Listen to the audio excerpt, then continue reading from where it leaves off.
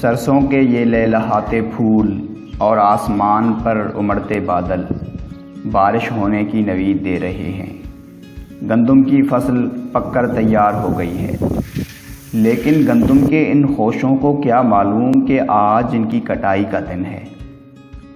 कटाई शुरू हो चुकी है, टहनियाँ ज़मीं बोस हो चुकी हैं। चंद दिन बाद इनको एक जगह जमा किया जाएगा।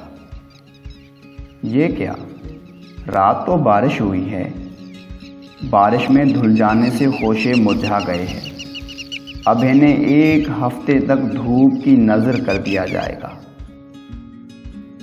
हफ्ता गुजर चुका है, टहनियों को जमा करके एक टेला बना दिया गया है। अब थ्रेशर की बारी है। ये गाहनी मशीन है जो गंदम की टहनी से गुच्छे को जुदा करके बीज को अलहदा करता है।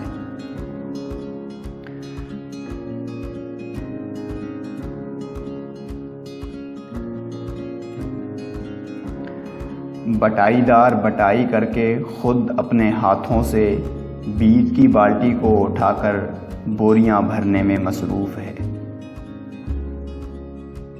असां रात भी परेशान हूँ, हारी भी मजदूर, जिम्मेदार भी परेशान है। बिल्कुल हम हारी बहुत परेशान हैं और ज़मींदार भी। बारिश की वजह से गंदम की फसल को नुकसान पहुंचा है। गंदम के रेट्स गिरे हुए हैं और ऊपर से लॉकडाउन भी। हुकूमत को चाहिए कि हम गरीब किसानों की मुमकिन उजरत को यकीनी बनाएं। बिल्कुल भूख मरे।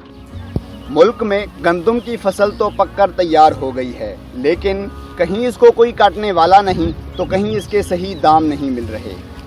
कोरोना वायरस की वजह से लॉकडाउन के इस सूरत हाल में गंदम की फसल भी हुकूमत की अदम तवज्जो का शिकार है। एक मिसल मशहूर है कि हारी खुदा का दोस्त है। अब देखना ये है कि हुकूमत और फूड अथॉरिटीज़ किस तरह किसान को दोस्त रखते हैं।